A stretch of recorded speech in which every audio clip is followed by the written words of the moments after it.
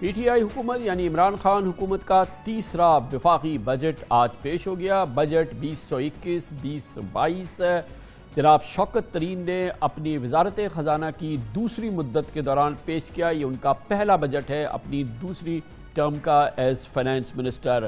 بہت important budget ہے کیونکہ دو بجٹ ہیں جو کہ پی ٹی آئی کی حکومت کو دینے ہیں الیکشن 2023 سے پہلے۔ پاکستان تحریک انصاف کی حکومت 2023 کے الیکشن میں فائٹنگ چانس ہو اس کے پاس اور وہ بھرپور انداز میں پچ کر سکتی ہو الیکشن جیتنے کے لیے۔ ضروری ہے کہ یہ بجٹ بھی بھرپور طریقے سے کامیاب ہو اور اس کے بعد آئندہ بجٹ بھی ہو۔ میک اور بریک بجٹ ہے عمران خان کے لیے اور پی ٹی آئی کی حکومت کی ساکھ کے لیے اور خاص طور پہ بہرحال پاکستان کے عوام کے لیے۔ جناب شوکت ترین نے آج یہ بجٹ پیش کیا اور روایتی اپوزیشن کا شور اور اس حوالے سے جو ہمیشہ ایک روایت رہی ہے پاکستان میں وہ اپنی جگہ برقرار تھا، لیکن اس شور میں اس بجٹ کے بڑے کلیدی جو نکات تھے وہ ہم آپ کے سامنے رکھتے ہیں۔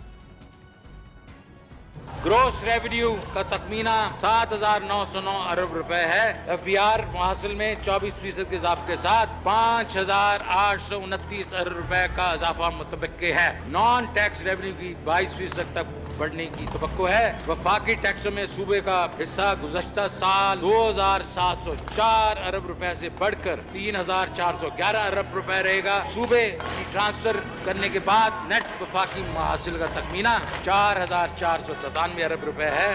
وفاقی اخراجات 8,497 ارب روپے ہیں۔ سال رواں 21-22 کا مجموعی بجٹ خسارہ 6.3% رہنے کی توقع ہے۔ اگر سب سے اہم ہدف یہ ہے کہ ملک کی مجموعی قومی پیداوار یعنی ہماری جی ڈی پی میں اضافہ ہو۔ شوکت ترین صاحب کا مسلسل کہنا یہ ہے کہ ہم نے پہلے بھی سرپرائز کیا، یعنی کہ اس حکومت نے جب 3.8% کی جی ڈی پی گروتھ ہم نے دیکھی ہے، انہوں نے کہا کہ آئندہ سال 5 بلکہ اس سے بھی کہیں زیادہ آگے بڑھے گی۔ وہ کیسے؟ آج کی بجٹ کی تقریر میں یہ نکات شامل تھے۔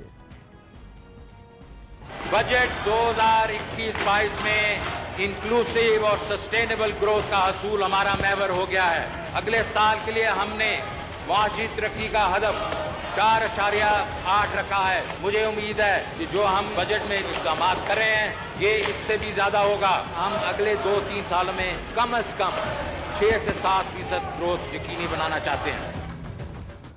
ہم فوری طور پہ اب اس بجٹ کی تجزیہ حاصل کرتے ہیں، اس کو ایگزامن کرتے ہیں۔ پورا پروگرام ہم نے مختص کیا ہے۔ پروگرام میں آگے وزیر خزانہ جناب شوکت ترین بھی ہمارے ساتھ ہوں گے، مگر اس کی ابتدا کے لیے میں اس کا ایک انڈیپینڈنٹ نیوٹرل یا اپوزیشن کے پرسپیکٹو سے جائزہ لینا چاہتا ہوں، جس کے لیے خاص طور پہ ہم نے دعوت دی ہے سابق وزیر خزانہ پاکستان مسلم لیگ نون کے ممتاز رہنما اور بڑے کلیدی ماہر معیشت جناب ڈاکٹر مفتاح اسماعیل ہمارے ساتھ موجود ہیں۔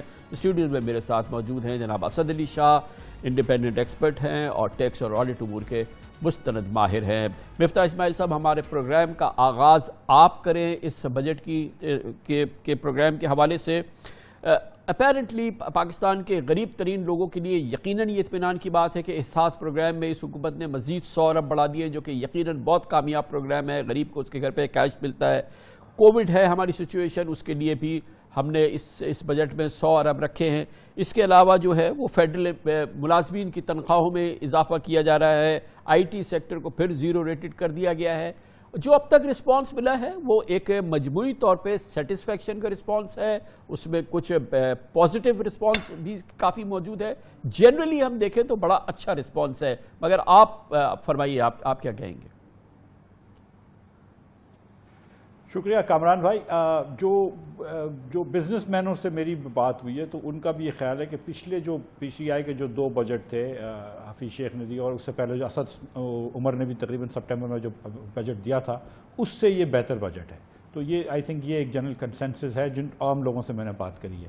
جو ایک آدھ تخمینہ ہے اس میں 5829 ارب روپے کا ٹیکس کا، تو وہ پی ٹی آئی کی ایک روایت ہو گئی ہے کہ وہ بہت زیادہ ٹارگٹ دیتے ہیں اور اتنا کر نہیں سکتے۔ آپ کو یاد ہے شبر زیدی نے بھی 5500 ارب روپے کہے تھے اور پھر ہم 3900 ارب روپے پہ پہنچے۔ یہ بھی دیکھیں 24% انکریز بول رہے ہیں شوکت ترین صاحب ٹیکس میں۔ اب آپ کہہ رہے ہیں کہ 8% انفلیشن ہوگا اور 4.8 چلیں 5% کہہ لیتے ہیں گروتھ ہوگی، تو یہ 13 ہوتے ہیں۔ اگلے 11% کہاں سے آئیں گے یہ انہوں نے نہیں بتایا، کیونکہ یہ کہہ رہے ہیں ہم نے کوئی ٹیکس نہیں بڑھایا۔ تو یا منی بجٹ لے کے آئیں گے یا یہ 13% جو ہے وہ لگتا نہیں ہے کہ ہو سکے گا۔ تو میرا یہ خیال ہے کہ 5200-5300 ارب روپے تک تو پہنچ جائیں گے اگلے سال، لیکن اس کے اوپر لے کے جانا جو ہے وہ مشکل ہوگا۔ اگر یہ بات اگر میری صحیح نکلتی ہے کہ 500-600 ارب روپے ٹیکس میں کم جمع کریں گے، لہٰذا جو 7-7.25% کی یہ بات کر رہے ہیں بجٹ ڈیفیسٹ کی فیڈرل گورنمنٹ کے 39-38 بلین روپیز، وہ تقریباً آپ سمجھ لیں کہ 4600-4700 ارب روپے کا ڈیفیسٹ ہو جائے گا. اور اگر کرنٹ ایکسپینڈیچرز تھوڑے سے زیادہ ہوئے تو پہلی مرتبہ پاکستان میں ہم 5000 ارب روپے کا ڈیفیسٹ کریں گے. اللہ نہ کرے کہ وہاں تک پہنچیں، لیکن یہ ٹیکس کی جو ان کی وہ ہے وہ ان ریئلسٹک لگتی ہے. چلے یہ دوسری بات میں کروں گا جی مفتاح بھائی، میں آپ کے پاس آتا ہوں واپس، کیونکہ کتنا ان ریئلسٹک ہے اسد علی شاہ صاحب، کیونکہ شوکت ترین صاحب نے کہا کہ اس کے لیے میں نے ان کا کہہ رہی ہے کہ اس میں ہم پوائنٹ آف سیل بڑھائیں گے، اس میں ہم ٹریک اینڈ ٹریس سسٹم لا رہے ہیں، اس میں ہم اور درجنوں چیزیں انہوں نے جو آج اعلان کی ہیں وہ سامنے رکھی ہے. لیکن بہرحال آپ کو اس ٹارگٹ کے بارے میں کیا کہیں گے؟ بالکل چیلنجنگ تو ہے، اس میں کوئی شک نہیں ہے کہ یہ چیلنجنگ ہے.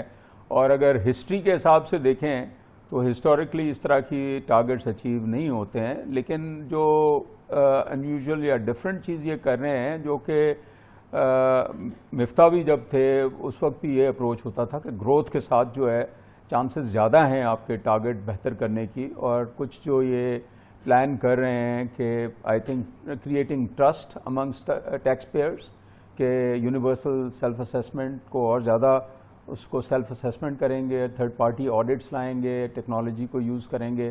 لیکن وہی بات ہے کہ یہ ہے بڑا چیلنجنگ اور اس کے لیے لوگ چاہیے ہوں گے، کچھ ریسٹرکچرنگ بھی کرنی ہوگی.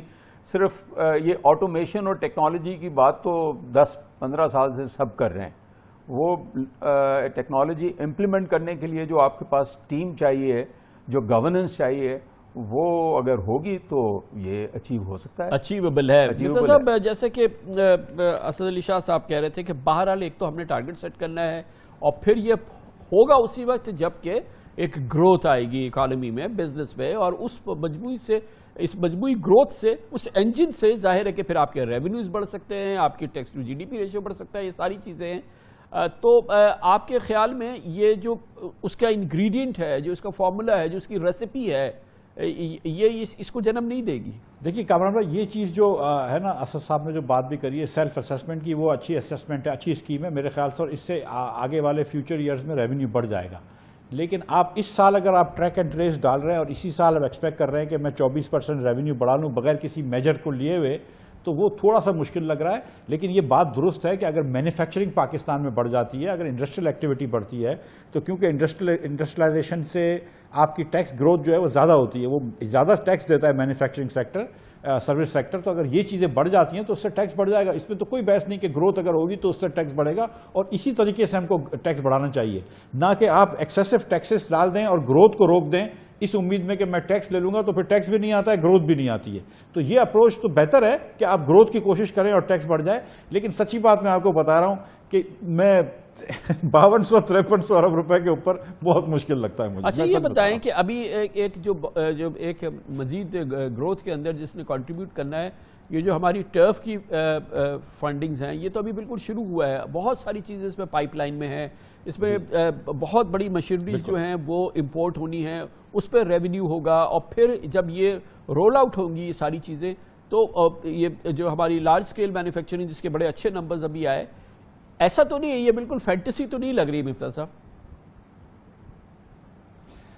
کامران بھائی دیکھیں، میں سچ مچ تنقید برائے تنقید نہیں کرنا چاہ رہا، لیکن تھوڑی سی ریئلسٹک یہ چیزیں ہو کے سوچنی پڑیں گی کہ لارج اسکیل مینوفیکچرنگ بالکل بڑی ہے اس سال، لیکن پچھلے سال اتنی نیچے ہو گئی تھی کہ اب جو بڑی ہے وہ 18 کے برابر چل رہی ہے.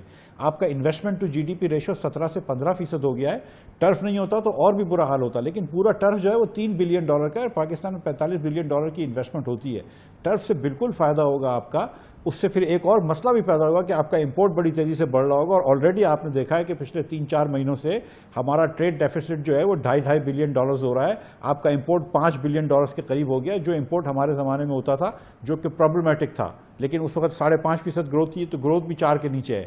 تو there are issues there, but یہ آپ کی بات درست ہے کہ ٹرف سے انڈسٹریل ایکٹیویٹی بڑھے گی، اس میں تو کوئی ڈاؤٹ ہی نہیں ہے. فینٹیسی تو نہیں ہے نا اسد صاحب؟ اور آپ کے نزدیک وہ انجن جو واقعی یہ ڈیلیور کر سکتا ہے وہ کیا ہوگا؟ دیکھیں، جو انہوں نے اوور آل باتیں کی ہیں گروتھ کے تھرو، اور کوئی ٹیکس بڑھائے نہیں ہے، ود ہولڈنگ ٹیکسز بھی کم کی ہیں، اسٹاک مارکیٹ پہ بھی تھوڑا سا ریڈیوس کیا ہے. اوور آل اس سچویشن میں تھوڑی سی اگریسو پلاننگ ضرور کی ہے. IT کو دونوں zero side rate کر سے دیا, بڑا potential نظر آ رہا ہے. ٹیکنالوجی کو بھی اور پروموٹ کر رہے ہیں, اور کرنے کی ضرورت ہے. مجھے یہ جو مفتاح صاحب کہہ رہے تھے, یہ 2 رسکس لگ رہے ہیں اس میں, کہ ایسا نہ ہو کہ دوبارہ امپورٹ اوور شوٹ ہو جائے, ایک اس کا رسک ہے. اگر تو یہ ایکسپورٹ کو اور انسینٹیوائز کریں, کیونکہ یہ کلیئرٹی نہیں ہے کہ یہ ایکسپورٹ کو اور مطلب اس میں ترین صاحب کافی بجٹ سے پہلے کافی ایکسپورٹ کی باتیں کر رہے تھے, لیکن اس بجٹ میں جو ٹارگٹ کر رہے ہیں وہ 26-27 بلین ڈالر کی کر رہے ہیں. میرے خیال میں ایکسپورٹ کو اور انسینٹیوائز کرنا چاہیے. دیکھیں یہ بجٹ جو ہے نا, ابھی IMF سے ابھی پروسیس گزرنا ہے. اگر یہ بجٹ اسی طریقے سے گزر جاتا ہے, میں سمجھتا ہوں جو براڈلی ان کے پروپوزلز ہیں, تو میرا اپنا خیال ہے کہ جو گروتھ یہ ایم کر رہے ہیں اراؤنڈ 5%, وہ اس لیے پاسبل ہے کہ پوری دنیا میں کووڈ کے بعد جو ہے ایک وی شیپ گروتھ آئے گی, تو اس کا بھی امپیکٹ آئے گا آپ کے پاس. صاحب جو بات کی ہے IMF کی, وہ ہم مفتاح صاحب سے پوچھتے ہیں, ان کا بڑا ایکسپیرینس ہے, مگر ایک چھوٹا سا بریک ہمیں لینا ہے. واپس آئیں گے, یہ دونوں ماہرین ہمارے ساتھ موجود ہیں. PTI